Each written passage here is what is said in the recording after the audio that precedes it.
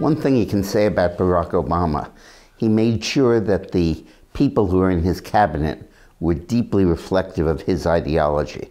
There was never a question of would his Secretary of State really be in favor of appeasement, or would his Attorney General not be very aggressive in going after anybody who he perceived as standing in the way of advancement of minorities, or his EPA administrator was really deeply committed to the environment. His health and human services person was obviously very committed to Obamacare. But you can't say the same of Trump's cabinet after he took office. So much of the cabinet was devoted to reassuring people that he was going to be okay. In foreign policy, reassuring the allies and reassuring the so-called global community that he wasn't a maniac. In his appointments for Attorney General, assuring the legal community that he would proceed slowly and not precipitously. In his foreign policy advisors, making sure that people would understand that he was not just going to tear up the Iran deal or suddenly start a war with North Korea. But now that Trump has accomplished those missions, and he's now a year and a quarter into his presidency, he is moving now to replace the original cabinet with people who deeply believe in his ideology. And it's going to bring about, I believe, a welcome change in his presidency.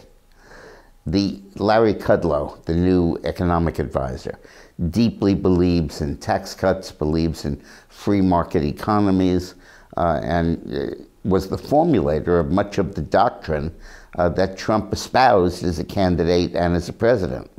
And the same can be said for John Bolton, who really is the chief spokesman for the conservatives on foreign policy.